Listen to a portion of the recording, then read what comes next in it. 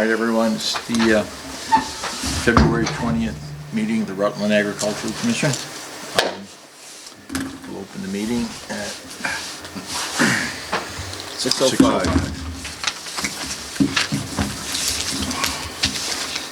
You're taking notes? That's self-appointed.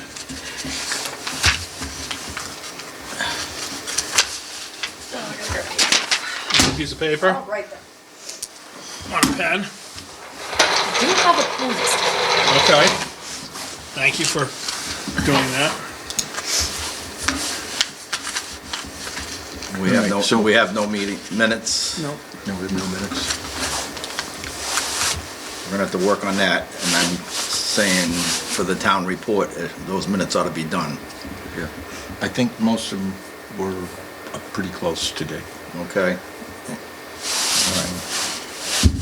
Yeah, we got a request for the report for the annual town report from the Agricultural Commission. I think So we'll that's have to different get than that. our minutes.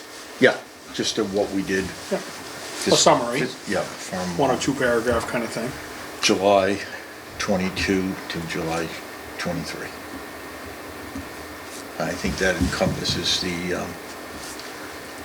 think we were on the Zotley property at that time. So we'll have to pull up the minutes and do. We just have to have a little bit of a roundtable discussion. When's it due? I'd like to have it in by March. I think we'll be able to do it the next meeting. So we have to do it by next meeting? Yes, So maybe we can jot something up yeah, before then, and then we can talk about it as a group. And if we don't have time, then somebody can send it in with all our approval to the best of our ability of that in the past. I mean, we got a fair amount to talk about. We've been fairly active. and then, the other, what we've been working on, or at least I have, is the greenhouse. Bob's been handling the correspondence. I've been doing the grunt work. Randy's been coordinating. So we have the trailer chassis. The camper has been taken off of it. The lights have been connected so we can tow it down to the Norfolk Ag. And A week from today, right? tentatively Tuesday, we're gonna be bringing it down. We've had a couple of meetings with the school. We've got a memorandum of understanding for what they propose to do and what we propose to offer them and pay them. So I don't have a copy of that with me here, but so that's pretty much set. They were expecting to have the decking material as one of their criteria. So I've got a quote from several lumber yards for the decking and the deck supplies. Went ahead and purchased some of the fasteners and connectors. Could get those cheaper online. So we'll be providing them with the chassis, the decking, the framing lumber and the connection pieces, and they can put it together as they see fit. Okay. So it's gonna be 10 feet wide and about 35 feet long, the deck. So, That's a good size then. yeah. The greenhouse will be a little bit shorter. It's a sensory. Wow. We're thinking the greenhouse will probably be 24 to 26, maybe, feet long by 10 feet. Like it. So, We're gonna use aluminum struding. Is that the correct word? Yeah. yep. To do it. There's one gentleman down there, I think, Glenn may say it in a moment, but there's one gentleman down there, his name is Peter Crane. Cane. Kane. It's actually cane. It's not Crane. Is it really? It is Peter Kane. Oh, I thought it was Peter Crane for Is sure. that what? That's probably, Yeah, I didn't know. That's Probably a good no, thing, it's actually Peter Cane. So retired engineer, Okay, so older, not that. older gentleman, but let me tell you, you want to see a man run with the ball?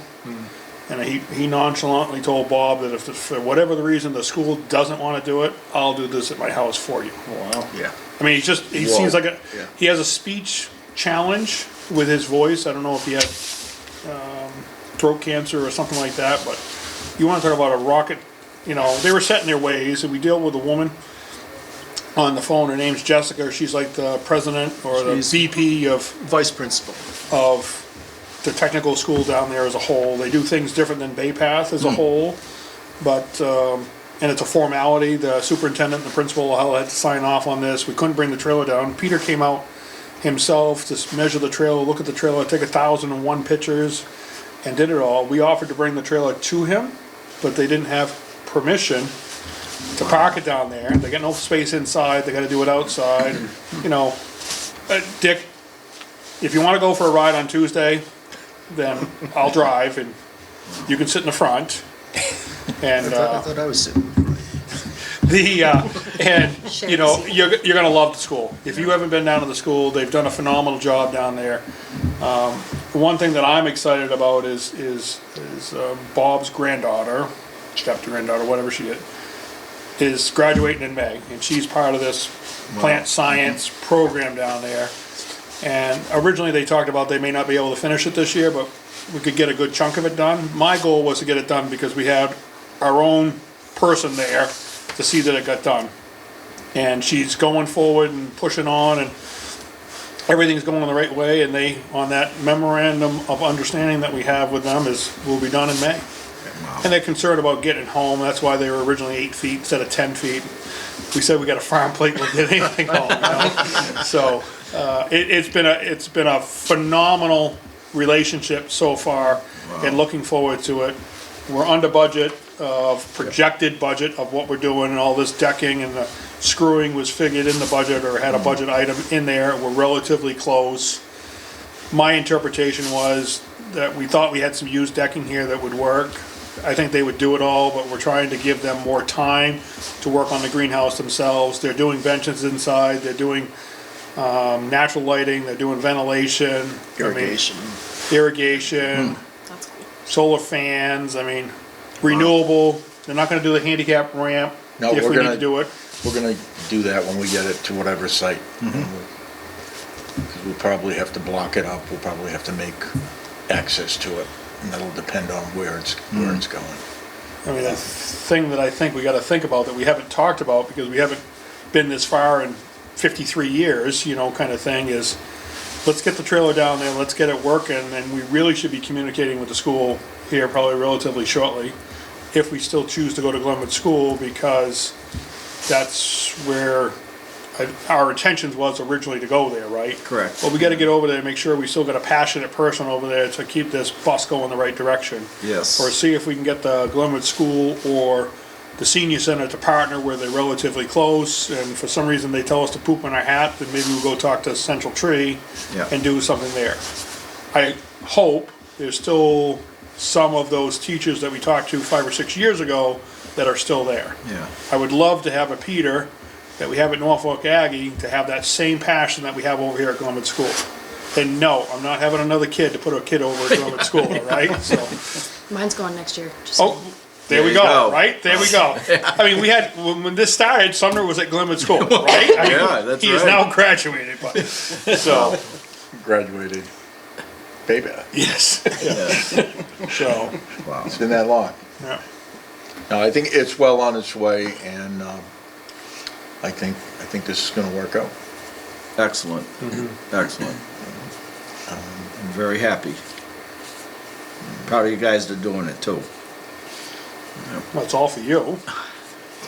Not for me, no, This but has the been- family. This has been your passion to see Yes. that the agriculture continues in this community. You betcha. And if it's not you pushing it, we probably wouldn't be where we are today, so. It's just, you said the handicap ramp thing, so that's good to do it ourselves that way, later on site, but make sure that the doors, egress Yeah. doors getting there are gonna be wide enough to accommodate a wheelchair, right? Otherwise, what's the use of bringing someone getting up there and then going? Well, I "Get think in." once they get the trailer down there, the chassis, and they start working on the deck, the interest will build on it, and then they can work on the design. Yeah, yeah. Just So wanna make sure that'll they know save, it's that'll handicap save them accessible. at least two weeks chasing that material and the Yeah. other stuff. Yeah. So if that goes there, yeah, Very the good. go-getters can start on the That, the ramp has been said right in the understanding of memorandum, so we're assuming, we haven't got a blueprint, all we have is that picture that Bob has Yeah, there. yeah, yeah. Of it, and we talked about, we wanted to widen it out for the benches to get where they're gonna be, so we're going to assume, we will mention it to them again, that it really should be 36 inches to do it. Yeah, yeah, and it sounds like they're in the loop with conversation, they're open with Yeah.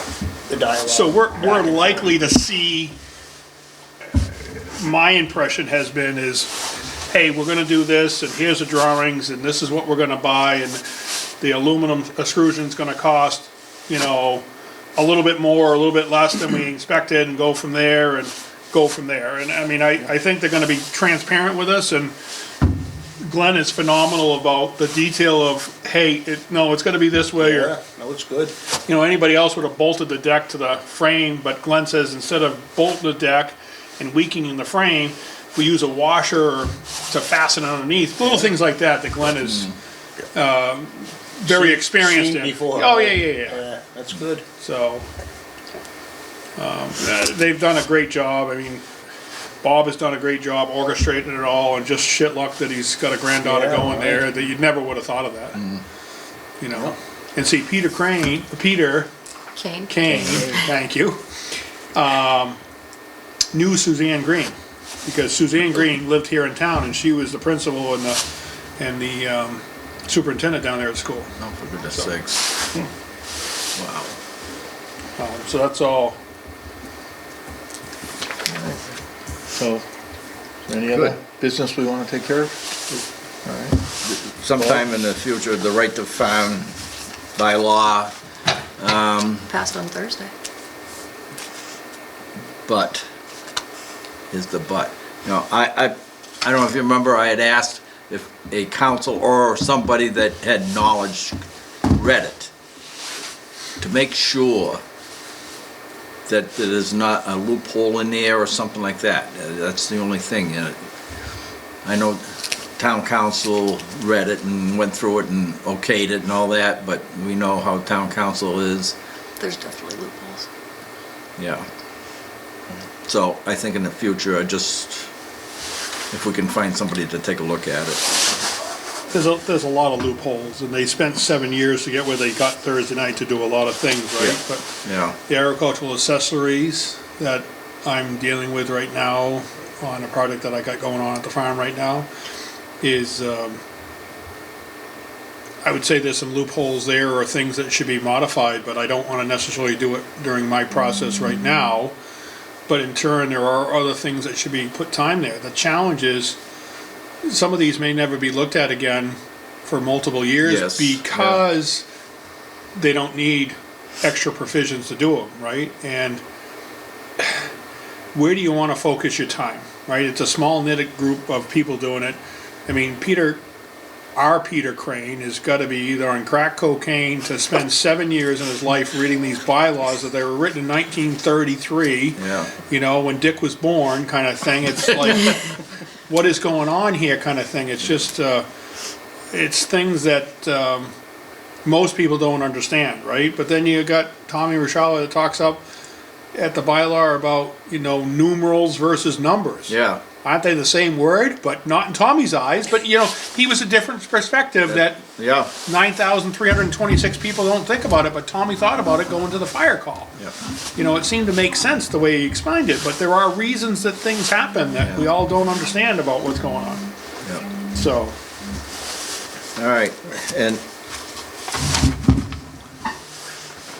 I have only one thing, but it's to go with this. We can't hear it, and then we can. And the one thing is that, you know, I get the New Hampshire Market Bulletin every week. This is February 14th, and in here, just like a second paragraph. Yeah, Secretary Vilsnack, or whatever, Secretary of Agriculture. While other 92.5% share, wait a minute, excuse me. He also noted the loss of 141 million acres, about the size of Texas, of U.S. farmland over the past several decades. The loss of more than 437,000 farms since 1981. Wow. Asking the crowd, are we okay with that? And I just want to bring that up, that Yeah. they don't make farmland anymore. And so help me, this is so important to try to protect our open space. CPA is also low-income housing and also historic. So I feel that this is so beneficial to the town. Right.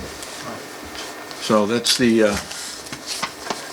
that's set with the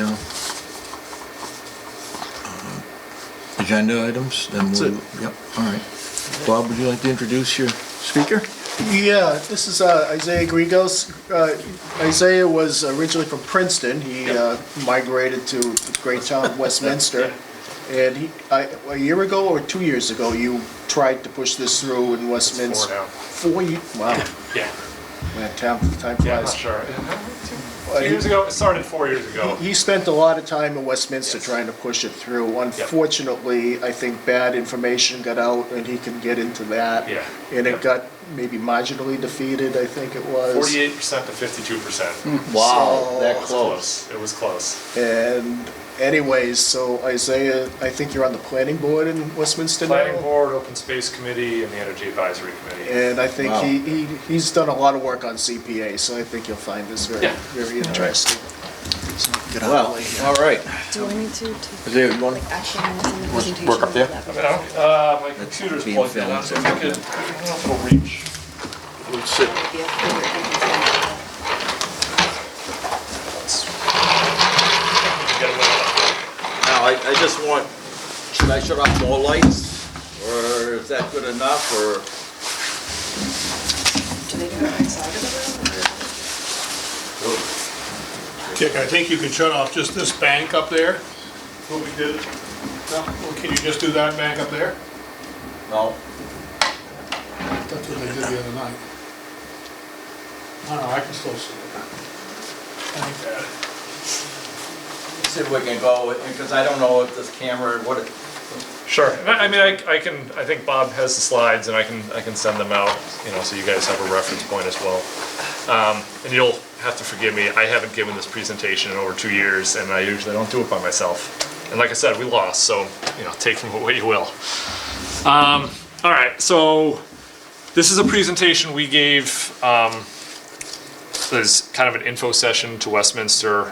One of the big things was we wanted to get the word out to everybody, and how we did that was a number of ways. One was we held a number of info sessions that were not really well attended, but we tried to have some on the weekend, some during weeknights, different times of day, just to make sure people had a chance to come out and see it. We also did a small presentation at an annual town meeting, just to get up there and say, this is what we're working on.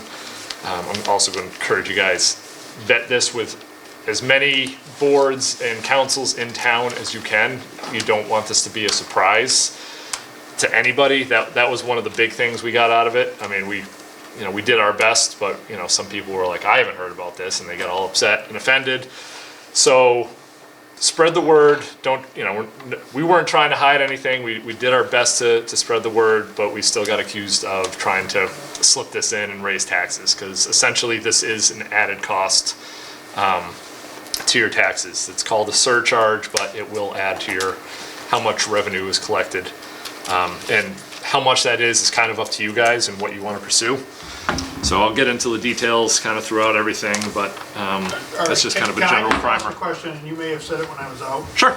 So, are you from the town of Westminster, Yes. and you did this process a little while ago and you were unsuccessful? Unsuccessful. Or are you a town of, So we did this on our own, in our own capacity. okay? And so we pushed it as kind of a citizen's petition.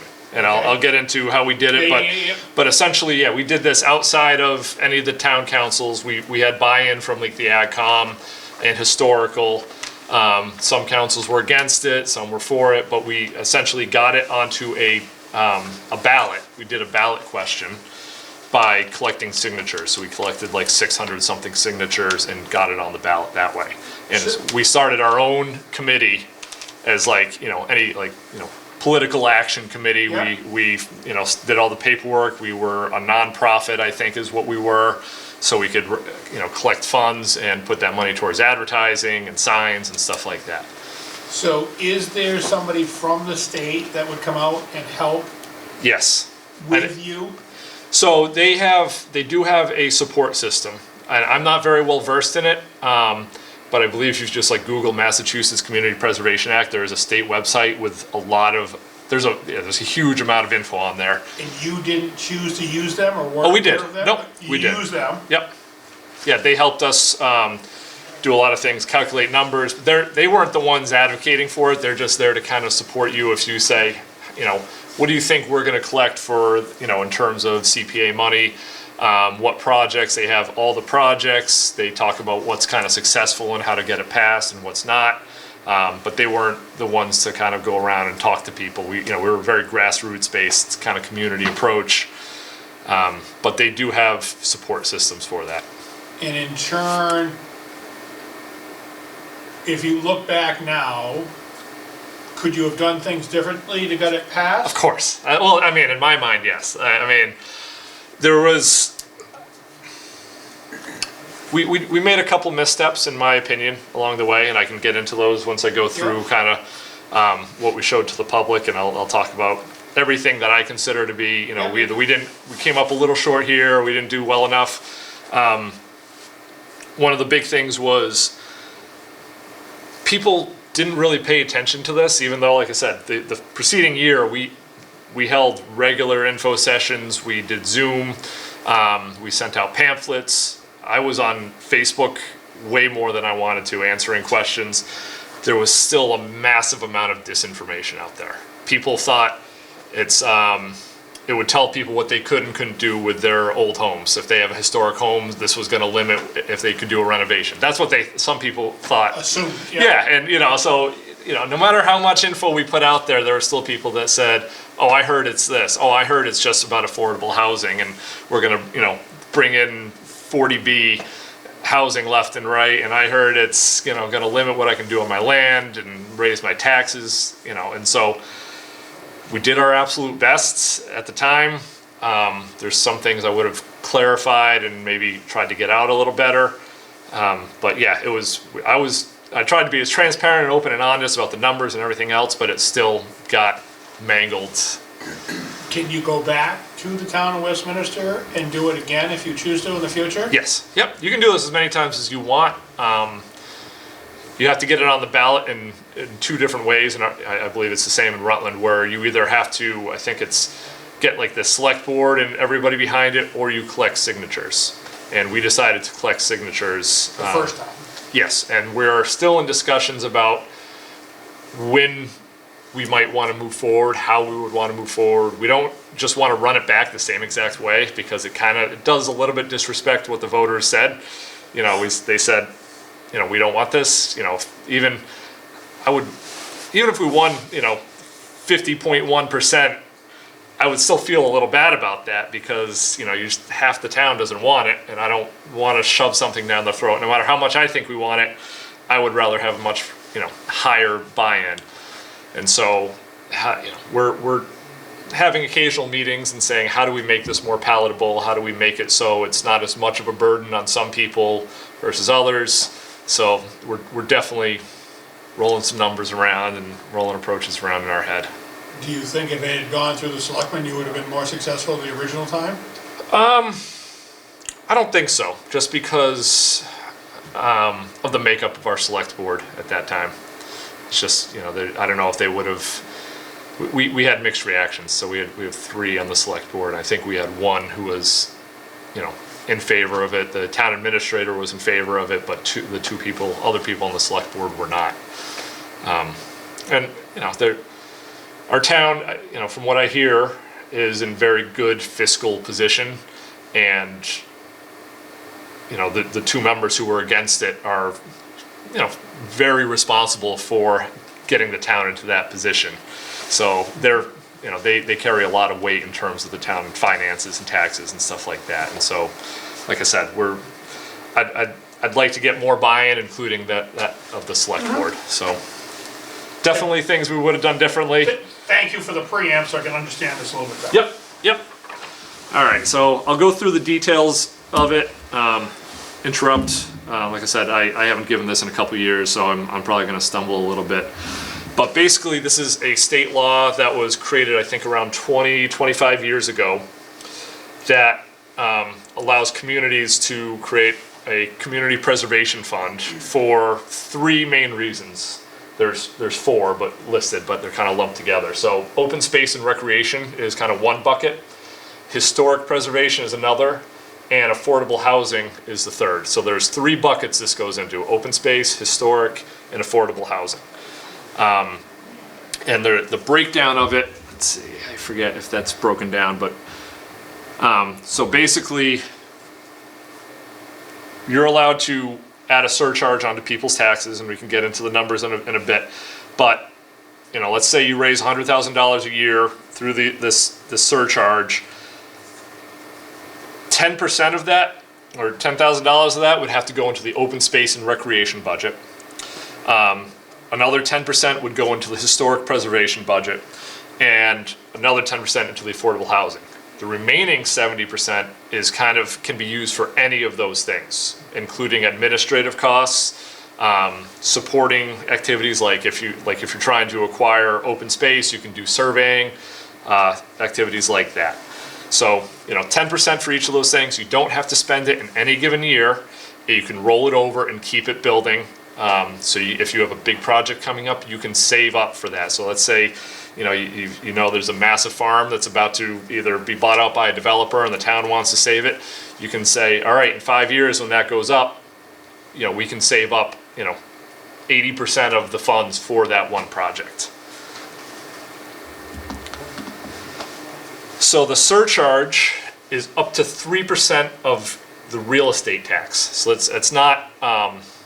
So if your real estate tax is $1,000 a year, it's the CPA surcharge can be up to $30 a year. So 3% of that charge. So it's not adding $3 per thousand. If your tax rate is at $15 per $1,000 evaluation, it doesn't go up to 18. It's 3% of that $15. So that was a big point of confusion because people thought our tax rate was going from $15 per thousand to $18 per thousand. That's not how it is. It's 3% of your real estate taxes, and it's up to. The state law allows it for anywhere between 1 and 3%. And I'll get to the difference in those amounts and how that affects the state matching funds. But you can do 1 to 3%. So the state, this is where the benefit comes in, the state will match up to 100% of whatever you raise. So if your town, let's say adds that 3% surcharge on there, you can get a matching amount up to 100%. If the 100% is basically, it's confusing, but there's 3 rounds of funding, and if you go for anything less than 3%, you are only eligible for the first round of funding. And historically, that match is lowered to around 25 to 30%. So if you go anything less than 3% of a surcharge, the state match will be much, much less. If you go at 3%, you are eligible for up to 100% of the money you raise. I say up to 100% because it's dependent upon the town. So they have like a ranking, a way they rank towns. Usually smaller towns, less affluent towns become eligible for the higher match. So like Boston, I believe Boston is a 3% CPA community, but they don't get 100% because they get millions of dollars. They're a huge, huge city. So they are still down closer to the 25, 30%. And so that number changes year to year based on how much money is in the CPA account. The state CPA fund is funded through the Registry of Deeds. Every single real estate transaction has an added charge, and so that gets pulled into the CPA fund. So essentially, people from Rutland and Westminster were already paying into the Yes. fund. Yep. Just not getting the money back. Exactly. That's exactly it. And it's one of the things, it's like, this fund isn't drying up. It's constantly being replenished, and there's other avenues that it gets replenished. COVID, they dumped massive amounts of money into the CPA fund. So yeah, so if you guys decide to move forward with the CPA, you guys get to choose what surcharge you want to put on. If you want to put in 1%, so basically it's a minimal impact to your taxes. You will get a state matching funds, but it will be, probably 25 to 30%. If you choose to go with 3%, which is really hard, that was the guidance we got. We went for 3%. You will be eligible for up to 100%. And so I think a lot of small towns like Westminster, I think historically the average rate of return from the state has been around 75%. In recent years, I think it's gone up closer to like 88, 90%. But again, it changes year to year. How much, so Hubbardston have CPA, correct? Yep, they do. What do they, I don't know off the top of my head. We even had a Hubbardston person come in and talk to us, but that was 4 years ago now. But I believe you can look it up. You can look up pretty much any of the CPA stuff. You can get a list of towns. You can see all the projects that are funded. That CPA website I was talking about, you can kind of go town by town and say, oh, they used it for this, they used it for this, this is what they did, and how. And sometimes they have the funding broken out that said the town paid this much out of their general funds, and they used $300,000 from the CPA funds, and so you can see the breakdown of everything. Do you know about how much the match drops if it's less than 3%? I believe it drops down to 25 to 30% typically. Yeah, so it's a significant difference, and that's why we went for 3%. The feedback we got from the person from the state was it's been earlier years when this first came out, towns that jumped on it went for 3%. They were very successful, and over time, that rate has dropped to almost zero. Like there's almost no new towns getting it past the 3%. And we were very close, but. So yeah, that's kind of how we ended up at 3%, is we wanted that 100 or close to 100% match. One of the things that the CPA does is also makes the town look better for grants. So we went in recently, we talked to our Parks and Rec department because they're looking at funding a new playground. One of the guys who was new to the department said, yeah, we were looking at different grants for our playground. Very first question that was asked of us was, are you a CPA town? Because it really looks much better on grants and grant applications. It scores very well on those things. Wow. Let's see. There's you can also bond against CPA funds. So let's say you have a project 5 years down the road, your town doesn't quite have the money for it. You can use that as like income, where you say, we have CPA funds coming in at a rate of $150,000 a year. The bank will actually allow you to bond against it and kind of fund future projects using that as your income source. the CPA increase your bond rating for the town? It can, yep. So, depends on, like I said, Westminster has done very well, and so one of the argument, we put forth that argument that said it will help our bond rating. They said we already have a perfect bond rating, doesn't affect us. Okay, so it can though. Can't they just fund the money then? They fund the money Right. instead of taxing the people? Yeah. So, yeah, so we kind of likened it to a 401k, where like if you have a job with an employer match, that's kind of what this is. It's almost the best return on your investment you can get, especially if you're in that 3% where you're getting near 100%. Like that's a fantastic return on your investment. One of the things we were saying, Westminster, I think, is a lot like Rutland, and it's got a lot of growth and a lot of development, and can't necessarily change it, but we could use this as a tool to kind of maybe preserve some of the things that we find important, and use it as a tool to kind of guide the change and help preserve the town. It's not going to stop anything, but it gives you another tool to help guide it. So this was back, I believe this was in 2022 is when we went for it. We started the CPA kind of political committee in 2020, and then took about 2 years before we actually brought it to the vote. So in 2022, this was what it was going to cost Westminster on average. I've got some other charts here to give you a better idea of what it's going to cost. So the 3% surcharge for the average household, and we use the treasurer and tax collector to get all these numbers. We said, all right, what is the average assessed value of the household in Westminster? Figured out the tax rates, and so we put it out there as $29 a quarter, less than $10 a month. So that's, we tried to explain that to people. The lot got lost in translation. I probably wouldn't, again, put it out there as per quarter, because people took that $29 and said, it's going to be $29 a month. I had people parroting that number back to me saying, it's going to increase my taxes $29 a month. I said, no, it's $29 a quarter. So that's one of those things I would take back and put it as a monthly number rather than a quarterly number. The CPA allows for exemptions, and this is one of the big topics of discussion if we do try to get the CPA going again in Westminster.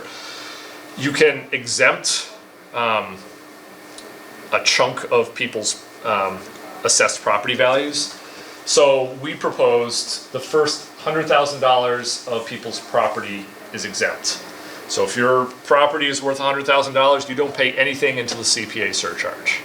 If it's worth $200,000, you calculate the CPA surcharge based on $200,000 minus $100,000, so it's essentially half. So we exempt the first $100,000, and we also exempt low-income families. People already, when they file their taxes in town or whatever, they can apply for a low-income status, and so this would tag on to that, and so low-income families would not have to pay. You get to choose that, though, what your exemptions are. So Isaiah, by doing that, Yep, you're then still eligible for the 3%. exactly. That's key. It is. It can be really key to how you frame it to people. And I mean, like I said, we're bouncing the idea of running back the CPA again, and people are hurting with inflation and property values have skyrocketed. So we can't just run back the same thing we did before. And I proposed jokingly that we just exempt the first $500,000. I was going to say, you could raise that number. Oh yeah, you can do what you want. Yeah, and you can also differentiate between commercial and residential. So you can say, $100,000 of commercial and $200,000 of residential. You can do different things for either. But yeah, Each town can set their own parameters. yes, Wow. yep. So like I said, we've been bouncing around the idea of, hey, maybe we'll just exempt the first $500,000 and the average person pays nothing. That might not fly with a lot of people. Essentially, it becomes a millionaire's tax, but maybe that's what it takes to get past and maintain that 3% status that gets you the best match. So, like I said, kind of half joking about it, but we're rolling it around. So here's a table that I put together to help people kind of understand.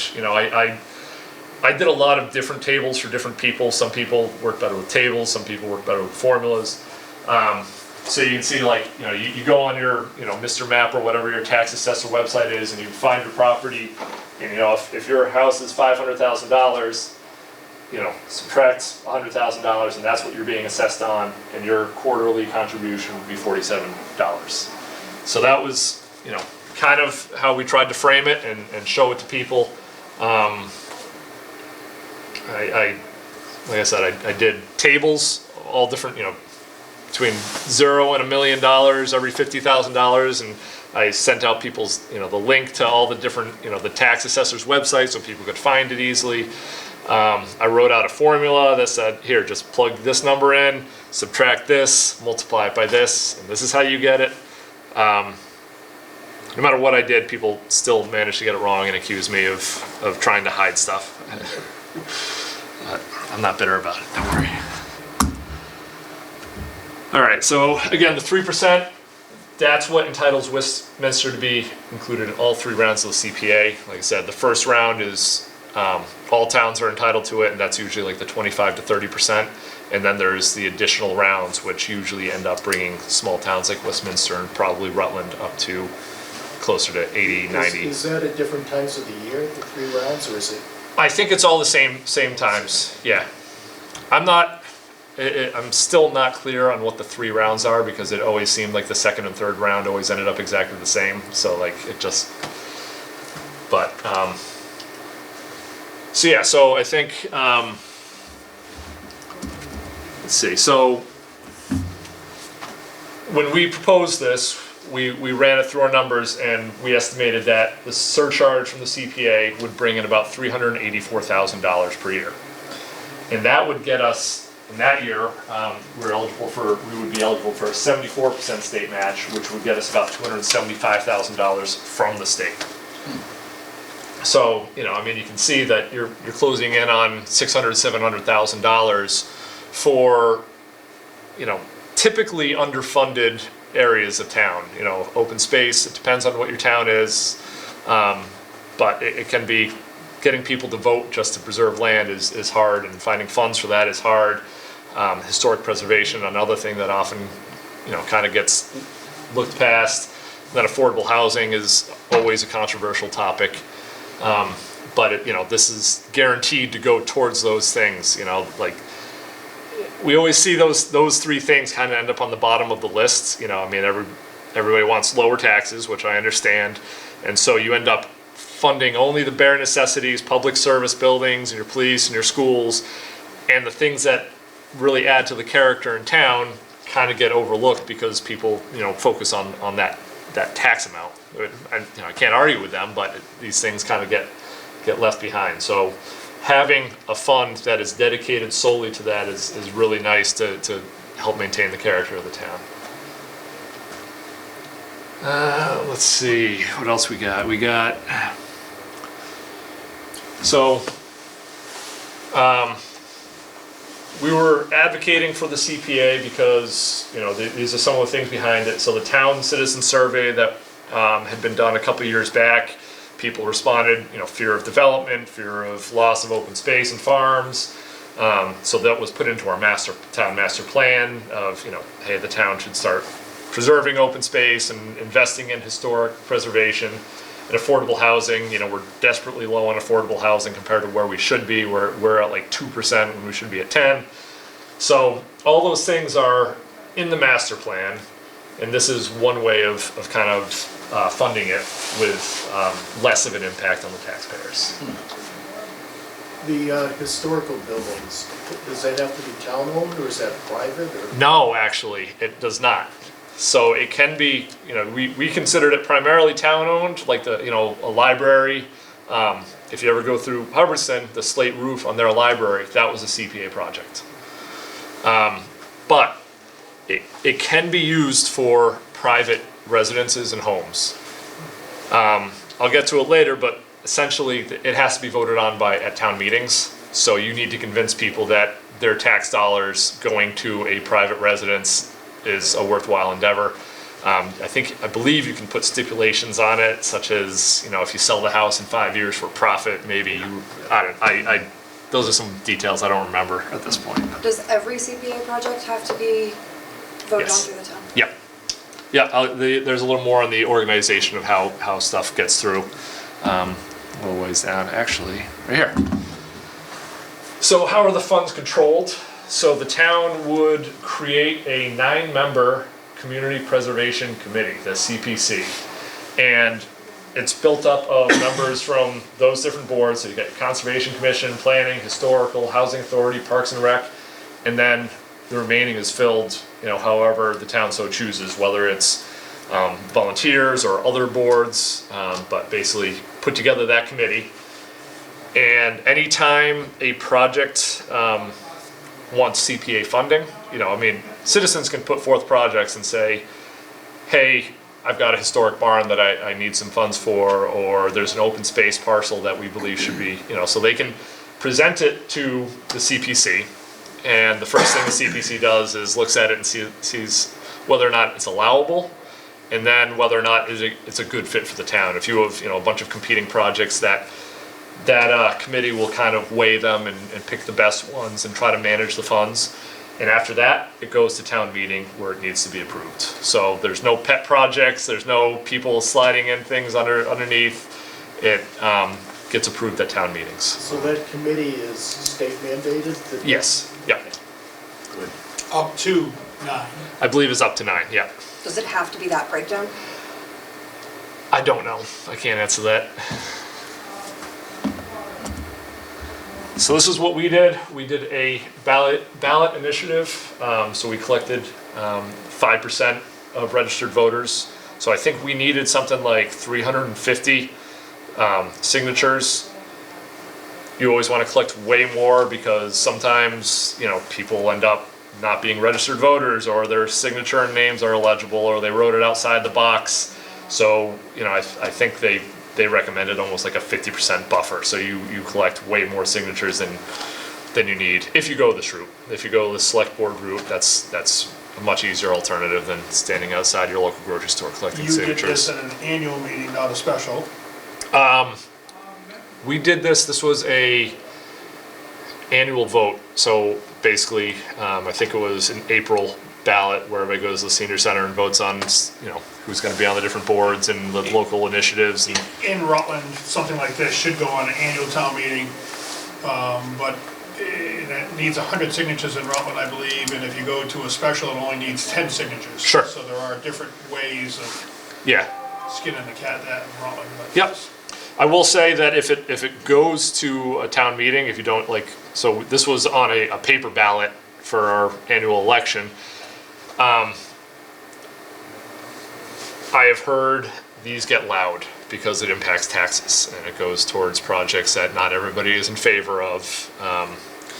The only people that regularly showed up to our info sessions were people who kept yelling at me that taxes are theft and I'm stealing their money, and didn't really want to listen to anything we were trying to say. And I mean, whatever your political persuasion is, a town meeting with 300 people and you get a few very, very loud people dominate the conversation, and it did impact a number of towns negatively from what I heard, because the people who were promoting it weren't as loud, and so they didn't necessarily go as well. And the other thing that we wanted to do it by ballot, town meetings, I think in our town, you might max out at like 300 people versus the ballot vote, usually we get around 1,000 people. So it's a little bit more of a vote by the people in town. So it's just another way of looking at it. We got criticized for doing a ballot initiative, but typically in our town, anything major, significant, impacting taxes, people prefer to have more eyes on it, and the paper ballot is actually a way of getting more people involved. So either way it works, but that's something that you guys have to decide how you want to handle that. First time we tried it, after the developers in town come down upon everybody, Yep. that's what killed it. Yeah, absolutely. And it's too bad. Yeah, And that was It's- many years ago. Yep. It was brought up. yeah. And I mean, it's interesting to me because, like I said, it's not going to prevent development. You're not going to stop it. But preserving a few of those key pieces is really, really nice. I mean, we lost a really nice farm that I can't even I think it sold for $300,000, and it was like a 30-50 acre parcel with fields, and now it's houses, and You're duplicating what was happening with us. Yep. Oh yeah. I think That's right there. we're pretty close in terms of percent growth in the Yeah. past decade with Rutland. All right, successful projects in communities. This is something I feel we should have hammered home on. I think if we do move forward in Westminster, the key is to have a clear vision of what you want to do with the money. And I think we were too vague. Just saying open space preservation isn't going to cut it. I think we needed to hammer home what we had lost that we could have funded, but that farm that we lost, the town had previously invested a lot of money in a in a local swimming area, which is great. It's got, this big chunk of land that follows a river, fantastic piece of open space. And they said, we just spent $1 million on that. We can't save this farm for $300,000. And I get that. I absolutely get that. But it's a damn shame to lose that farm for $300,000, But this is something I think we needed to stress more, what you can get. Hubbardston is a great example. I think one of their new playgrounds is CPA funded. The roof on the library is CPA funded. So if you go on that CPA website, you can click through and kind of see what projects you like, what projects you don't like. And I feel like we should have done a better job of saying, here's some really good projects that wouldn't have gotten funded otherwise that are now kind of the centerpieces of these towns. So Amherst, they added a lot to their trail system with boardwalks and bridges and kiosks, accessible trails, invasive species mitigation. Like Westminster we have a number of ponds that people live on, like very popular recreation ponds. People have their houses on them. They have a pretty expensive treatment plan because of invasive species that are brought in on boats. This can actually help that, so you can, instead of, just using it for all these different pet projects, this is a real project that we could do in Westminster, and I think we should have hammered that home a little bit as well. There's the Hubbardston roof of the library. Templeton, I don't think it's a great example of the use of funds, this is something we had just as a good example of how the funding can work, where in Templeton they had these, what are they called, like mausoleum, like tombs, like in a cemetery, and they were all falling apart, and they managed to take $75,000 of their town CPA funds, and they were, I believe, 100% match. So they used $150,000, but only $75,000 of that came from their actual taxpayers. $150,000 CPA funds, and then they got a matching grant for $150,000. So they funded a $300,000 refurbishment project at the local cemetery to clean everything up, using only $75,000 out of the taxpayers' pockets. Like I said, it's a great financial example. Fixing up cemetery stuff isn't necessarily a great project to present to the town because people might just not want to fund it to begin with. Do you think the fact that it was a CPA town helped them get that grant? Absolutely. I think that was the key factor in that grant. So we put together some projects that we could have used these funds for in the past. Like I said, I think we should have done a better job of highlighting the dollar amounts that went into these things or could have gone into these things. Like I think we needed a better vision of what we could have used the funds for in the past and what we can use the funds for, with numbers behind it. So that's one piece of advice. One regret that I have is not hammering things home. We have an old library. There have been a number of renovations that we could have used the CPA funds for. Instead, we paid for them all out of taxpayer dollars. Crocker Pond, that's that pond area that we invested in, and CPA funds could have been used for that because I think that was $1 million purchase, and so a significant chunk of that could have come from CPA with the state matching funds. Athletic fields, the Savalampi Farm, that's the one I was talking about. Historic buildings, so we have an old town hall in town that's been the subject of many debates that's now being turned into apartments. But that's kind of a historic building that people were. So one question on, Yep. like the library Yep. and the library in Hubbardston. Yes. Is the reason, I mean, to me, it doesn't fit into those three categories, either historic, open space, or housing. So it's a historic one. Historic building, Yep. okay. Precisely. So the slate roof in Hubbardston, that's part of the historic character of a historic building. And when you talk about like private stuff, in Westminster we have our cracker factory that we're very proud of, and it's on all of our signs and everything like that. That's owned privately. If something happened to it or the roof is starting to cave in, it could be used for that as well, something like that. But still voted by the people. Precisely. That's it. And you know, I've heard a number of things, people saying this is a slush fund for people's pet projects, and, you know, it's all got to be voted on by town. So, you know, if people don't show up for town meetings, that's on them. But it's, So it's still a process, but there's money available. yep, So I think part of the reason that we are interested in this, we've had an opportunity to buy other 61A properties that have been sold to other people, right? Yep. And in turn, the last 2 or 3 61A parcels that have come before the town of Rutland, there's been tremendous interest, yep, but no cash to go with the interest, sure, right? So if we had a CPA fund, yep, we could possibly have the money available, but it's still a process that the people have to say yes on. yeah. And if we had the money sitting there, they're more likely to say yes. Yes, exactly. Correct? Yep. That's simple? kind of the thought. Yeah, so you would still have to have a town meeting, and you could have an emergency town meeting, you know, to say, hey, you know, if I know like chapter 61, you have 90 days to respond, I think. So you're on a truncated timetable already. So you have to, you know, put out notice and say we're having this meeting. Get everything ready for it. But yeah, it's much easier if you have the funds already there. And like I said, you can also bond against it. So you can say, hey, maybe we only have half the funds now, but we can borrow the money using the CPA as our income source.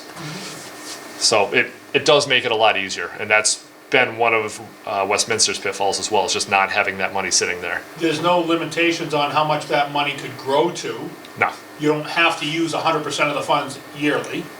absolutely not. Nope. You can keep rolling it over and over and over again. And then all of a sudden in 5 years, you have an opportunity to buy that farm up there. Yep. For a lot of money. Yep. You can do it. Exactly. That's one of the biggest benefits. Gives you time to apply for grants for it too. Yeah, it definitely. It's a huge factor in grants.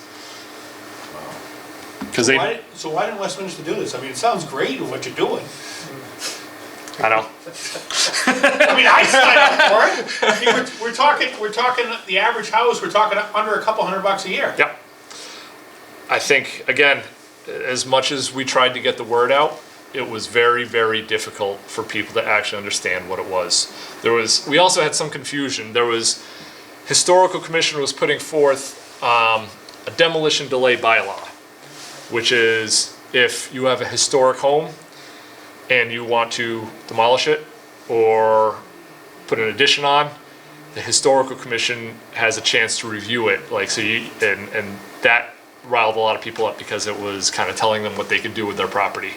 A lot of people saw this, thought it was that. Same product, yeah. They lumped it together. Exactly. People don't like to be told, or Yep, exactly. taxes. Yep. That's just it. And so, you know, the week, maybe 2 weeks leading up to the vote, I was, you know, Saturday and Sunday, I completely ignored my family. I was just on Facebook responding to comments. You know, we have a Westminster webpage, and, you know, basically I would share, hey, this is the table. Find your home's assessed value and see if this is right for you. This is what we can do.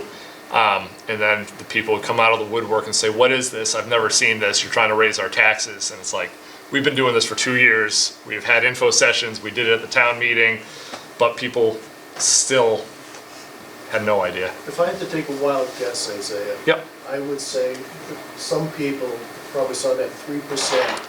Yep. Said our taxes are going up 3%. That's exactly it. Not on your tax payment itself, but Yep. on. Yeah, a 3% of your real estate tax. Because a lot of people, I bet the town didn't get into the details. of Exactly. looking at it. Yep. And I had, you know, we had a few volunteers who were going out and talking to different neighborhoods. You know, she was very good friends with, you know, a pile of people in neighborhoods. And, you know, on those weekends before, she would say, hey, how much is the CPA surcharge going to be on, you know, 155 Narrows Road? So I would do the math and I'd send it out to her, and I was just doing them individually for anybody who had a question about it. You know, like I said, I tried to spell it out as easy as I could. All the different tables, you know, different ways. Find your house assessed value here. You know, circle. This is the website. Click here. Type your address. You know, people were still coming out and saying, Sounds like you do everything but vote for them. yeah, that's it. Maybe you should have voted for them too. I mean, you know.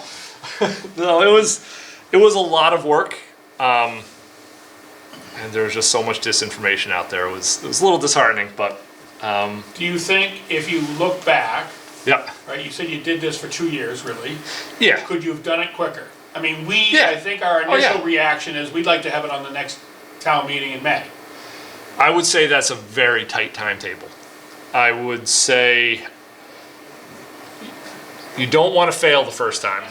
You really want to kind We of, want to be like you. We've don't. already failed once, so. okay, so you don't want to fail a second time either. I'm not an expert on how this works. The feedback that I have been told over and over again is get buy-in from all the different boards and committees in town. If they are behind it, they will advocate for it at the town meeting and they will say why, and that holds a lot of weight. And you also don't want to be accused of trying to add a tax on and people don't understand what it is. Because if people say, like I said, see a 3% increase, they're going to do the math and say, that's a lot of money. And they're not going to understand that it's $9 a month. They're going to say, I did it and it's $500 a month. What are you talking about? And so it's Right, so I think education is critical. it is. I think Absolutely I is. think one thing that we have failed or struggled here in the town of Rutland is our master plan says that we like 88% of the people want to see the town stay the way it is. Sure. Right? Yep. And either it stays the way it is or more homes are going to buy farms, right? Yep. It's relatively simple.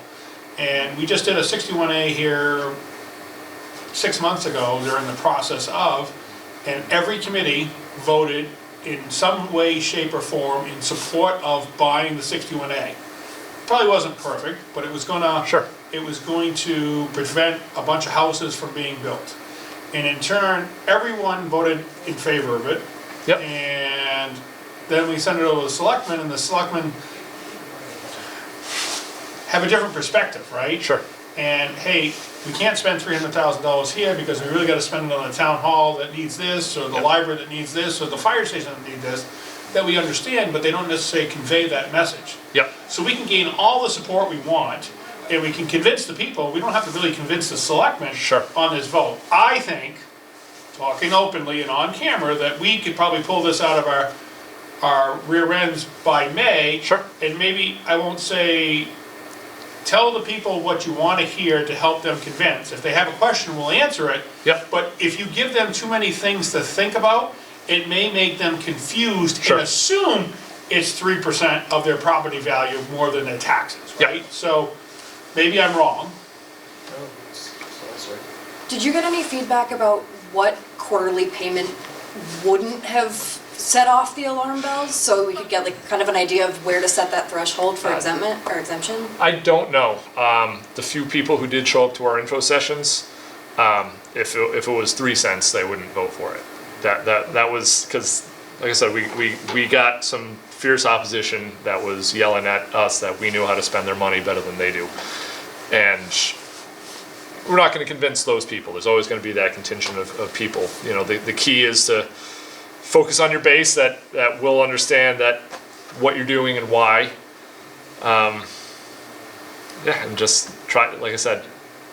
I think things in past, when we talked about Yep. Prop 2.5 override here in the town of Rutland, have never passed as whole. Historically, they've never passed. Sure. But they've always talked about an annual cost, Yep. right? And then somebody can necessarily do the math in their head how much it is. Yep. They never talk about quarterly. I mean, it wasn't too long ago that we didn't have quarterly bills and only used Yeah. biannual bills, Yep. right? So people think about that. If you do an annual cost, it's only going to cost, Yep. you know, $260 per household Yeah. for this. It may be easier as a perspective doing that. right? Absolutely. The Yeah. bottom number for the And, year, right? yeah, it's just like buying a new car. How much does it cost? Well, I'm gonna give you twice as much as your trade-in value is worth. But that doesn't matter because Exactly. you marked your car up that Yep. much more, you know, kind of Yep. thing. And that's where a little bit, you know, the math gets a little complicated with the exemptions. So if, you know, you're paying less of a percent if you have a, you know, $100,000 or $200,000 exemption, you know, so somebody paying, if their property's worth close to that exemption amount, they're paying almost nothing, you know, and then the higher up you go, the, Why do you think they put the exemption in there? And when was the exemption set up originally? Because 100,000 5 years ago isn't the same 100,000 exactly. today. Yep. No, I think when it was written into law, it was meant specifically for this purpose to kind of help, make sure it's not too much of a burden on taxpayers, and each town is different, and so it does allow them to customize whatever exemption they would like. Well, you put in the $100,000. We put in the $100,000, yeah. Westminster put in the $100,000. Oh, so we can put in a, You could put in $1 million if you wanted. Yeah. $500,000. do you Yeah. have to, can you put in nothing? Yeah, absolutely. It would probably have a better chance of getting through to people if there was a little bit higher though, because that way you're not stressing people that Yes. feel like they can't afford it. Yep. And realistically, the people that can't afford it are the ones that show up to town meeting. Yeah. So yeah, like I said, we were rolling around a $500,000 exemption, half joking because, if the average assessed value in our town is $440,000, the average person isn't going to pay anything. And then the burden is even less on people with more expensive homes. But, I'm not trying to overthink this. Sure. If you put it up to $500,000, you're gonna receive less money, So yeah, so that greatly reduces the amount you're gonna bring in. right? But the hard thing is to sell, the hardest sell is that 3%, because you can choose what percentage. You can choose 1, 1.5, 2, 2.5, or 3. 3 is max? 3 is max, and 3 is the only one that will get you the highest amount of state match. So you really want that. But if you do a 3% with no exemptions, that's a pretty high burden on people. People get upset about that. But if you do 3% with a big exemption, you're still eligible for that high state match. You'll bring in less money, but you get the highest state match. That you're And that's- bringing in less money that you wouldn't have had before Exactly, either way. So exactly. it's So, at least a good start. yeah. And, So how and about, so instead of going with a dollar amount, I'm just, to try to get something passed in the town. If something gets passed and then a few years down the road, the town's doing much better, could we bring this back to the town and say, hey guys, guess what, we were doing this for the Yep. CPA. We can rewrite, it's not like, once it's done, it's done. Yes. So So- why don't we go with like hey, 50% of your bill you're getting from your town, 50% of that is what we're gonna base this on, instead of going with a dollar amount. I'm So not sure people if that are that's making- allowed. I think it has Someone's to be house is straight less on than that. $200,000, you don't pay anything, but everyone else, hey, 50% of your $600,000 estate or residence or whatever it is, we're gonna base it on half of that. that's we a could do question that. that should be posed to the CPA Yeah. people at the state. I'm not sure if you can do a I'm percentage. pretty sure exemption amounts have to be a dollar amount. Really? That's what I think, but I don't want to give you Yeah. guys misinformation. It'd be easier just to, people in their head just say, hey, we're gonna take it half, we'll take 50% of the Yep. value, we're gonna tax it on 50% of your value. Yep. Rather than a dollar. Yeah. I got two points that I didn't mention so far. One is, you can rescind the CPA. Let's say the town doesn't like it. It has to be in place for 5 years, and then after 5 years, you can take, if somebody doesn't like it, they can go to the select board and say, get their 10 signatures and get it on the ballot to cancel it and rescind it. What would happen to the funds though? They would have to be dispersed through the CPA committee until they're gone. So if you have, Has it ever 200,000. happened, do you know of? I mean, seems Not like- a single town out of, I think, I think that it's probably close to 190 now, has ever rescinded it since the start of the program. Is it possible to make changes to the exemption amount? Yes, you can, I don't know when, I don't know if you have to wait 5 years or if you can do that immediately, but yeah, you can definitely vote to say, we don't want to do 3% anymore, we don't want to do $100,000 anymore, you can change it, but it has Sounds to like it may go. not necessarily be in our favor to shoot for the stars for right off the bat. That's your call, I don't know. You're talking to the guy who lost it, so. Yeah, but see, I think what I'm seeing from the outside looking in is there's an awful lot of decisions that you, the committee, Yep, has to decide and take a gamble of what's gonna work the best for us, right? exactly. And I think part of the problem that we would have here in the town of Rutland is, how muddy do you want the water to go into your battle? Yep. Right? The simpler you can keep it, or pick a number and don't dwell on whether it's 100,000 or 500,000, pick a number and work with it. Yep. And agree at that number and go forward. If some of your discussionary things say, hey, I'm happier with 300,000 than 200,000 and more likely to pass, and keep it at 3%, then do so. Yep. But that's what just like the bylaw committee that's worked for 7 years here, changed 6 different Yep. articles at the town meeting last week, and they spent a lot of time doing it, and there was a few amendments to it, but overall, it worked, and they Yep. all passed successfully. So I think that's my observation so far of what you're saying. Yeah, yeah, we put a lot of thought into the percentage and the exemptions, and we did, and once we had those, ran with and Pushed did, those, yeah. yeah, push those, did all the math to show people what it was, but 3% is really hard to get, and like I said, I don't know if anything has changed in the past couple of years, but I think when we tried to do 3%, the state CPA person said, just warning you, it's very hard to do. And it was. 48% to 52% we lost. And I would have, like I said, I didn't really want to win by just 0.1%. I really kind of wanted more buy-in than that, but Would is you what it have is. taken the 52%? Oh yeah, Been happy? of course. I mean, But I mean, it's somebody who, I don't like to just impose my view on half the town. I would have much rather have everybody kind of be happy with it than, because you're always gonna, did you have committees support you? only the committees that were really, the open space, historic, agricultural committee, everybody else was kind of a mix. We have a lot of fiscal conservatives in our various boards who are, and they do a great job of keeping our taxes reasonable and kind of weeding out anything we don't need. But they are very much of, kind of the mindset that only what is absolutely necessary. Do you really even need that fire truck? Maybe we don't. They show up to every meeting and they ask, is that the best cruiser we could have gotten for their money? Like, do we need that extra light on the back?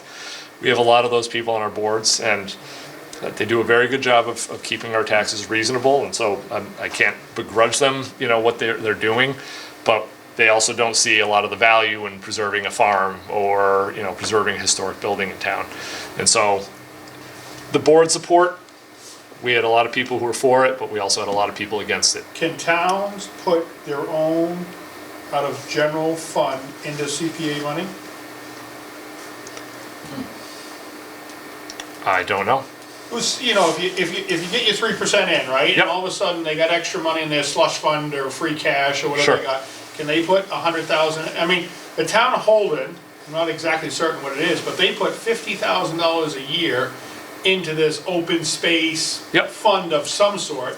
Can they do the same thing into that CPA and make that stronger? Is that a possibility? I think you max out at 3%, and I think they would. So I don't think you can go over the 3%, and I think you kind of sign up for what percentage you are, so they can budget their I think he's allocations. asking does it matter where you get that 3%? Like, could we ask the town for 1.5% and then match it with just throwing out a number? I don't Match think it so. from the slush fund? I don't want to say definitely, but I don't think so. I think when you vote, you put that that percent is what you vote on, and that's the law. That is now It has to be your raised town's. through taxes, not like Randy's saying, hey, there's some extra slush money, let's throw it in, and then the state will match us 3%. Exactly. They're not gonna do that. I think it's exactly what the town voted for, and I don't think you can supplement. That does but- seem a little sketchy. I'm not gonna give you a definite answer. So this is not really an increase in your taxes, it's contribution to a fund. It's Well, banking. it would make people pay more. So it does, and But it's not money that, it's not like we have an override or we have to raise the taxes Yep. to pay for some expense that we're incurring. correct. This money is invested into a fund Yep. that we choose how to spend. Yep. And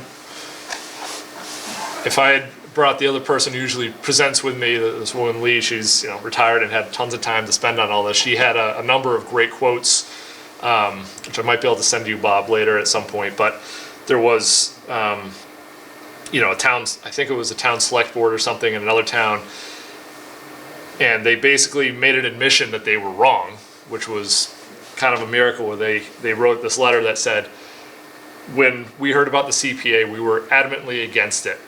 But since we adopted it, it has prevented, Prop 2.5 override, whatever. Right. And we have seen it as a real valuable tool in our fiscal planning, and we are now unanimously for it and completely changed our minds. So it happens. I think, people a lot of times need to see it and understand it,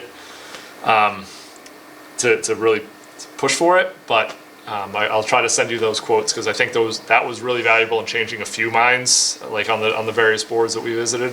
The last couple of town meetings, we've also had a lot of public opinion about trying to get more grants. We've had people openly say, can we? Sure. I think the last one, we had somebody that wanted a specific person in charge of grants. So Yep. grants may be a very good way to help people Yeah. understand that this could be hugely beneficial. No, I agree. I think it's, a lot of those grants are weighted on scoring, and I mean, I'm not involved in that, but, they look at all these different things, and CPA is usually one of the biggest factors in a lot of these open space, historic, and affordable housing grants. But you gotta be careful, because there may be hooks in the grants. Yep. So the 10% goes into historical, open space, and housing. Yep, That goes in every year. yes, Does that fund build yes, and stays specifically for that use? yes, yep. So conceivably, if you don't use it for historical, that fund just keeps building? It just keeps Is there any other building. way of accessing that money other than for historical? No, I think it's completely protected, and I think that was done intentionally. The percentages are set as well. So, no matter what, 10% has to go in each of those buckets, Okay. and then the remaining 70% can go into any of the buckets. So however you deem fit. And like I said, that 70% can also be used for like admin costs and stuff like that, which, That's great. yeah. But then 70% stays in its own bucket, right? It doesn't, Yeah, I mean, I guess that's kind of how you keep your books, but yeah, I think, the 10% is the minimum, but if you are a member of the CPC and you say, we want all this to go towards this project, then so be it, yeah. Let's see, I got a few additional slides. Affordable housing, this was just kind of, people had questions about what the affordable housing incomes were. This what I felt was a pretty valuable slide, because I believe in our town, I don't know the full history of it, like Westminster was encouraged to regionalize schools with adjacent towns, and we were told we would get lots of funding for all the busing and everything else, and then a couple of years later it dried up. And so people said, why the hell are we going to pay into a fund? It's just going to dry up and we're going to be left paying taxes. So this is a historical state match amounts. So you can see on the right side is how much money is in the state CPA fund. That's funded by the Registry of Deeds transactions that I mentioned. So basically every time a real estate changes hands, there's a fee, and that goes into this fund. So that fund is constantly being replenished. 2022, middle of COVID, that was a time when the state was dumping funds of every type into various towns, communities, and so a bunch got dumped into the CPA fund. So it's just kind of a good representation showing that it's not drying up and not dwindling. More towns are joining, so that initial match gets kind of a little bit lower every year, but if you go for 3%, you still get a really good match. What was the last successful town that got 3%? I don't know. Would that be on the website? That would likely be on the website. Yeah, they usually announce every time a town gets CPA voted in. And I think Worcester just did. I don't think they're at 3%, but I think they just voted in the CPA this past year. Percent change. So darker the green, the more growth there is. And I think so. That's Westminster, and I think you can see Rutland, 2 towns down. Dark green. Thanks, Blair. And then this is another point where a lot of people talk about how we need development to increase our tax base. The numbers don't necessarily show that, so I know it's kind of fuzzy here, but this is what's called the cost of community services, where it talks about the cost of community services for different types of property in town versus the amount of taxes they bring in. And so residential, so for instance, Great Barrington, residential, it costs $1.12 in services for every house for every dollar that a new construction house brings in. So it adds to the tax cost to the town rather than bringing in revenue. So you can see commercial is 1 to 0.37, so commercial industrial bring in $1 of taxes for every 37 cents of community services they need. And open space is the lowest out of all of it. Is that So like a state thing, or Westminster, or what is that? this was there's a number of studies done. I don't know if they have every town. I think that they just kind of picked a number of representative towns. So you can see, like, Great Barrington is just around 7,000 people. Watley is much smaller, 1,500, and Haverhill is 64,000. So I think they just kind of picked a number of select towns and did studies on, what services are required, and so you can see, adding more houses doesn't lower your tax rate; it actually increases it. Amesbury was the last one that passed, but it wasn't 3%, it was 1. What town is it? Amesbury? So that's what I got. You did a great job. How long have you been a Westminster resident? Since 2016. And what gave you the fire in your belly to do this? I'm an open space guy. I like farms, fields, and forests. I worked at the Audubon Society for years as a volunteer, and up and down our road, they're building houses left and right, and it was kind of like I started to ask questions and get involved, and people were like, "Hey, you seem to care. Do this thing," and then I get suckered into open space committee, and then I'm running for planning board and everything else, and so that's take on too much, but Well, the people that make the noise are usually the people that have to do the work yeah, to get the results. exactly. And if you didn't do the results, you wouldn't be where you are in Westminster today, considering it. You're very close. Yep. Don't give up. Yeah, it's just a matter of tweaking it to make it more palatable, and I mean, if we ran it back with the exact same exemptions and percentages, instead of $29 per quarter, I think it went up to $45 a quarter based on property values increasing. And so if we failed at $29 a quarter, we're definitely going to fail at $44 a quarter. And so we kind of have to figure out, all right, what will people get behind? So you may have to move your formula, Yep, for the lack of better terms, to 200,000 to get that number less per household, exactly. potentially. Yep. Or you gotta show them the positiveness of that potential grant funding and all that of, Yeah. I'd love to convince the people that, hey, if we had done this, we could be here Yeah. in the pie chart of the world. It would, Yep. Yeah, it's a tough thing to know what people will accept and what won't. I mean, I think the CPA people say CPA typically does better in years of presidential elections for some reason. Like, I don't know what that is, but there's a benefit to depends doing on who they're those voting years. for too, probably, right? Yeah. So it's and there was a lot of political division, left versus right.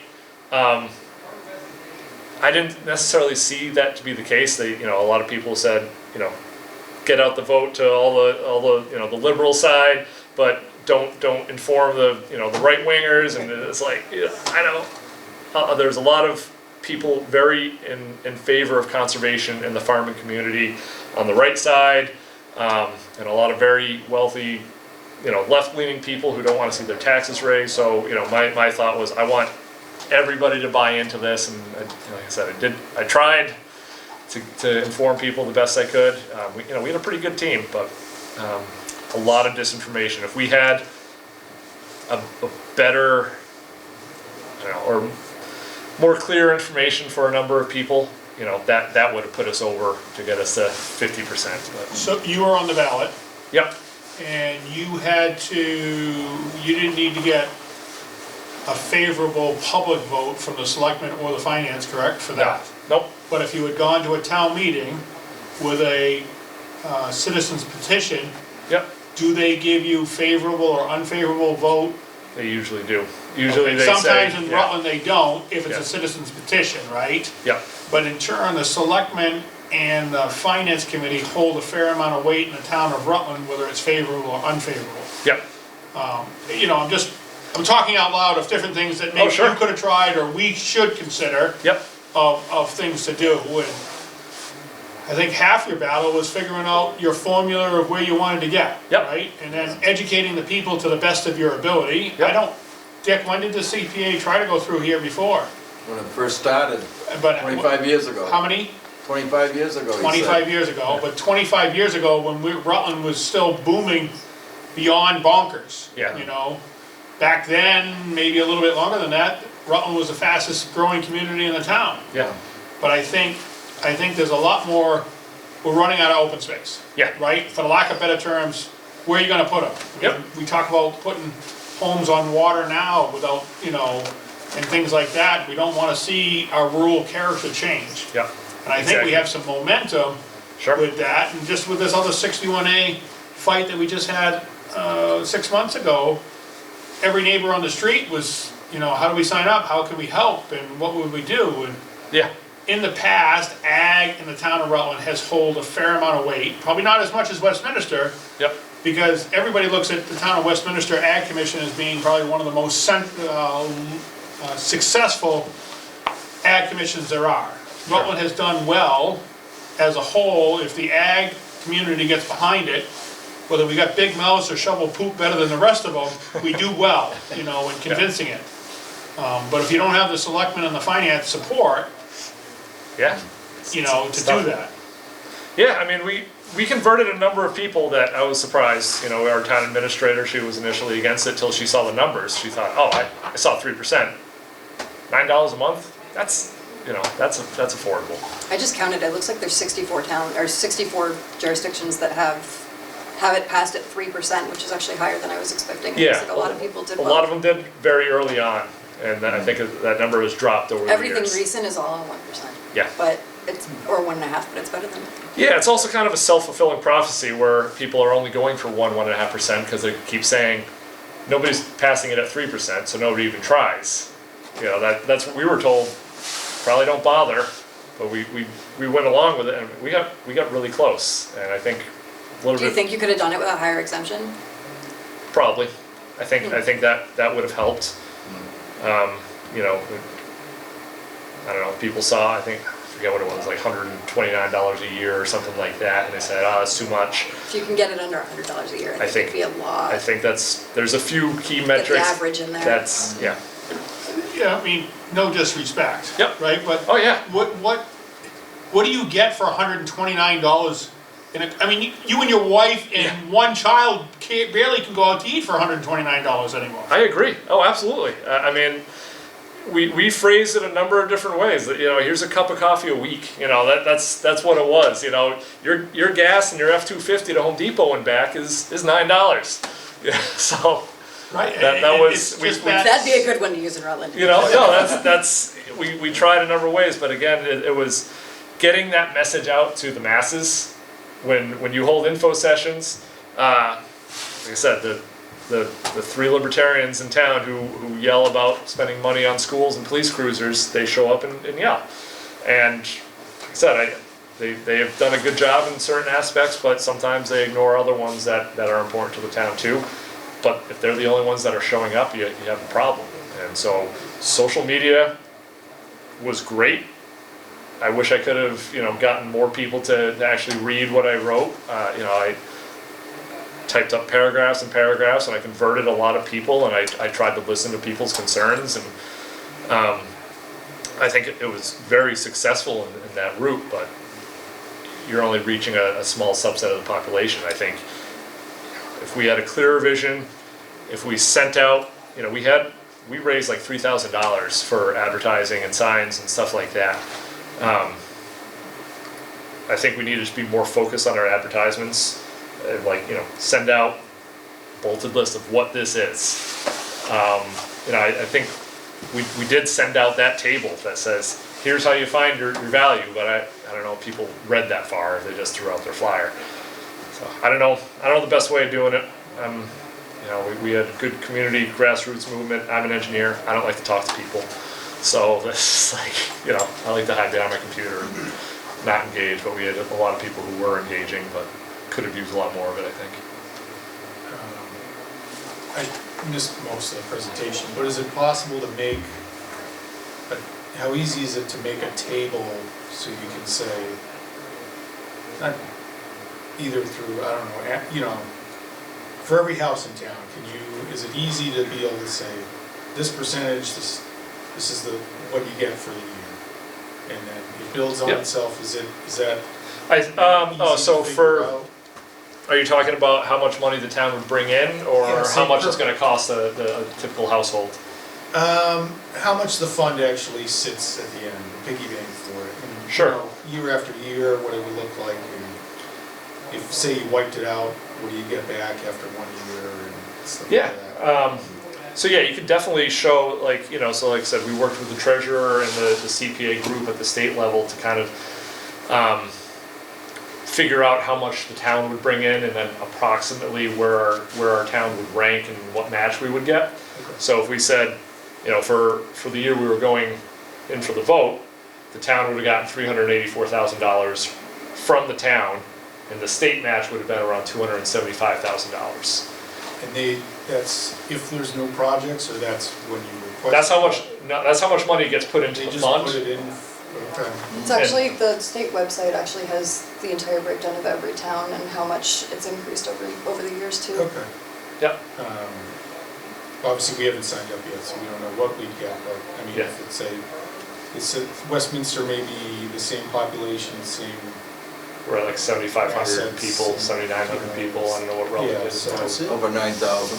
Yeah, you know, so, and it depends on your assessed property values and what exemptions you're going Yeah. for. But yeah, you could say, let's But we say you can get get comparable $400,000, yeah. $400,000, $500,000 into this fund, the state would match it some amount, so after 1 year, you might be at $900,000 into this fund. Yeah, that's impressive. Yeah. Yeah. And I I think guess- if people see that, you know, it's not going towards, Are there people at the Yeah. state level that can offer us some assistance? I believe so. I think that's what we did. I wasn't as involved with that. I was the numbers guy and the guy who gets up and speaks in front of people. Leanne, she was a woman. She was much more involved with kind of coordinating those efforts. And I believe that CPA website, they have contact info on there, and they'll have people who can kind of guide you. We, just like you did with me, there are people in other towns that can show up and give talks, and they might know a little bit more about the finances and the different ways to get it passed. You know, we had a person from Hubbardston come in who was very helpful, and he kind of got us started in all of it. We got a grant, a small grant, but to send out little note cards to remind people to vote. Didn't say vote yes or no, it was just a reminder to vote. That was one thing we did. You didn't have to send it to the houses, we're gonna vote no. I know, right? It was meant to be politically neutral, so we had to send it to everybody with no Yeah, but yay or nay. It see, just, we did that in the town of Rutland during a fire truck or an ambulance, that was gonna be a challenge to do it. The fire brigade sent out a postcard, just state the facts. Yep. Please come out and vote, please consider. yes, exactly. That's exactly That's what. all it was, Yep. right? It's just encouraging people to get out, because we don't usually have a ton of people come out and vote. Yep. Unless you're talking about the schools. Yeah. God forbid if we talk about the schools. Yeah. The difference in the percentages, I mean, it's great. I mean, I'm looking at the chart right now. The towns that have 1% average 800,000 banked at this point. The towns that have 3% average 4 million. Yeah. Yep. I mean, that's a big jump. They release, on that website, they'll have Excel spreadsheets, and kind of year after year, that Yeah, shows this is exactly, crazy. okay, yeah, so like, what percent the 1% towns get, or what, you know, and usually, like I said, it's 25 or 30%, and then how much money you get if you're a 3% town. Computer And this has the populations too, so this is nice Yeah. and easy to find the matches for Rutland. They have a pretty good support system, Yeah, like on this that website and everything like that. A lot of columns this way. Yep. Wow. Awesome. Do I find Peter Crane to shut this thing down now? Are we done? Yeah, we should let Isaac go home. because- Say it. Isaiah, we'll get him close, right? He'll If I get us him right. on, I he'll go respond home. to almost We'll change anything. his name, one of the other. Right, one of the two. Let me see if I can find Peter. Do we get the engineer to do it? Yeah, red button Well, on that thing. Isaiah, I think you were extremely helpful. Okay, great. Thank you very much. And Very informative. I'm sure we'll have more questions, and Bob knows how to get in touch with you. Absolutely. And I'm sorry if he pestered you too much. Oh, no, it's all good. I expect it. You'd get more than 48% if we voted. Peter Press will the be power in a key. couple minutes to shut things down. So There much you for go. this quick. Yeah, see, they videotaped it tonight, so we're gonna be able to air this, It's fine. you know, to help inform people Yep, about what's going on. And that's good. I think we just gotta have positive talks coming out of our committee, and if we choose to spearhead it, the Yep. Ag Commission, or work in conjunction with others, and like you say, I think it's very critical that we all partner in a positive direction going forward. It's gonna be very difficult to set your parameters of where you need to be. I think that's could be our most challenging, but I think, what she just said about, you know, look at other people's piggy bank of where they're at, right? Do you Yep. wanna deal with 800,000, you wanna deal with 4 million, right?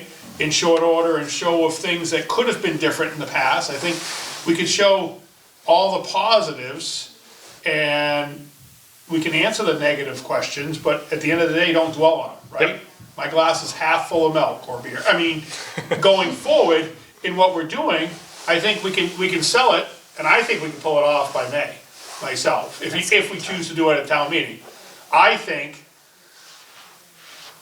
in my opinion, down deep, it's easier for the town of Rutland to pass something at a town meeting, because if somebody's negative Nelly there and they wanna talk about it, they can ask a question, right? And yes, other people can go to that side of the fence with them, or you can say, hey, well, it's 3% of your real estate taxes, not of your property, right? Yep. We could answer that publicly if someone shows up that was in the closet for the last 6 months. We can show them that, you know, is This what would I've be seen in the tough to past. pass on a ballot.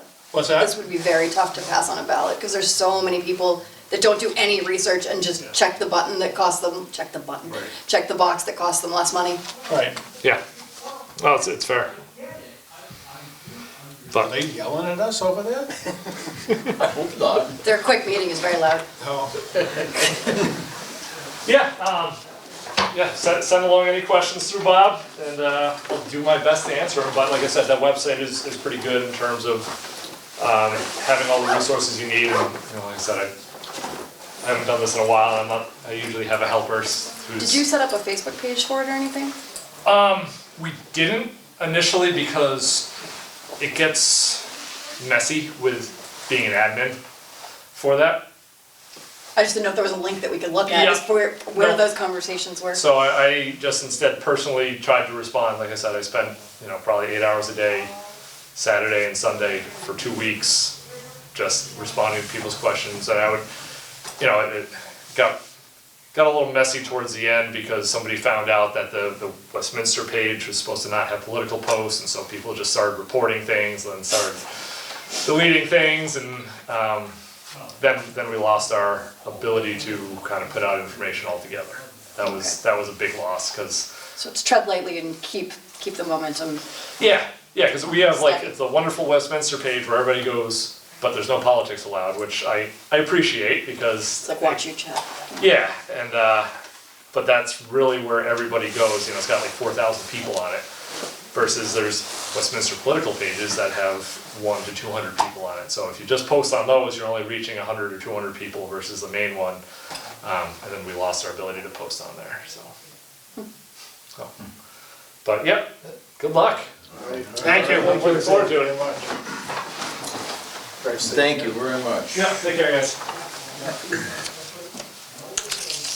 I feel that this is one giant step forward, and I'm pleased about this. The next step, I would, even if it's similar, but I would like to see more committees be here or something like that, you know? Just remember, we're still being videotaped. Just I know, that's why I'm saying it. Well, I'll wait for Peter to come in, but when I hear other, you know, Hubbardston and other places around that have this and over the years, and how it's helped them, I have not ever heard of it not helping. And that's what really upsets me, why can't Rutland get on board? So 25 years ago, Dick, who ran the show? Who pushed it, the selectmen?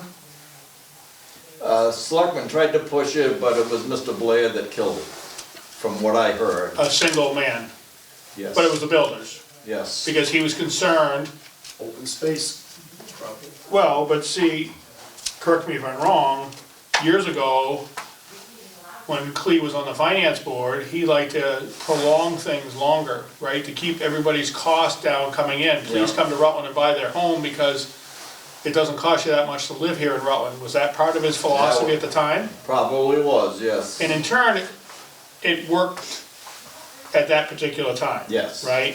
And things have changed today, and I can completely understand that the folks that are on a fixed income, right, with only so much income coming in, it's going to be challenged, whether it's $29 a year or $29 a quarter like Westminster had. Yeah. It's going to be a challenge to do it. But there are accommodations for that of fixed, low income, I guess? Yeah. Yeah, low income, right? So you can qualify for that. Well, that exemption takes care of that too.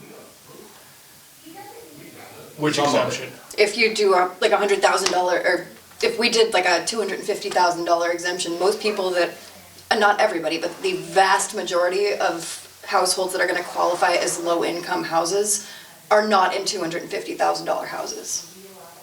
So it wouldn't even apply to them.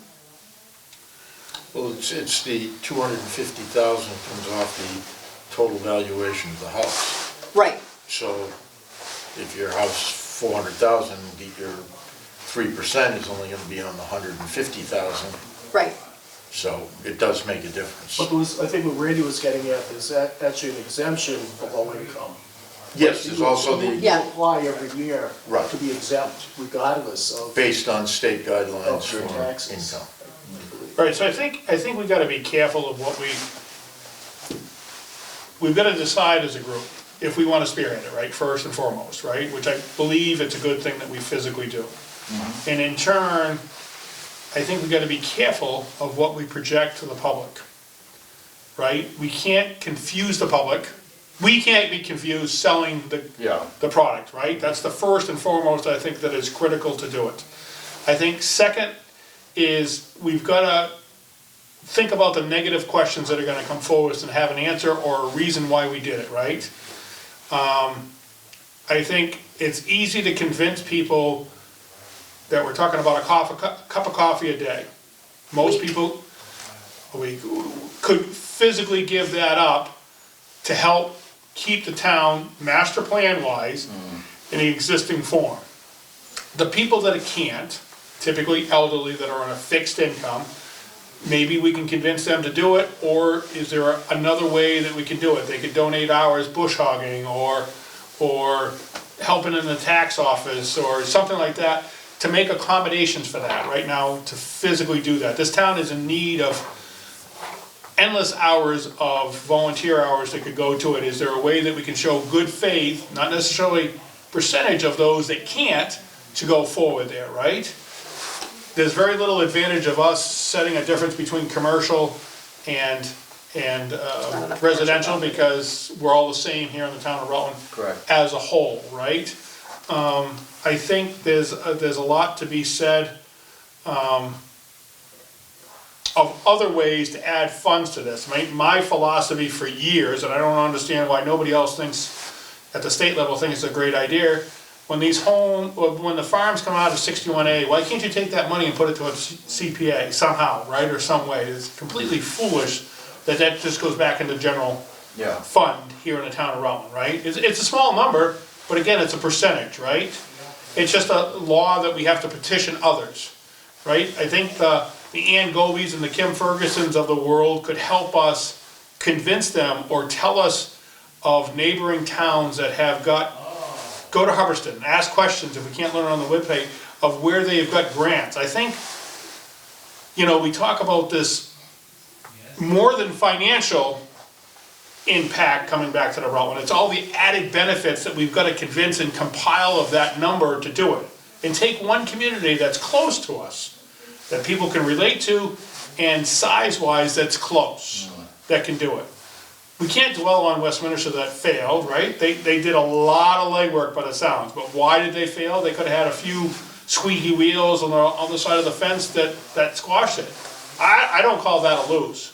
I can look at the chart and see what would be comparable and Right, we can ask questions. alert like the top 5, make a list of the top 5 and see what would make the most sense.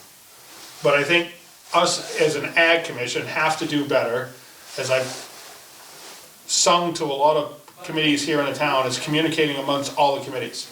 If we're not all on the same page, yes, we've known about this meeting for over a month. We tried to do the best we could to informing the people to come.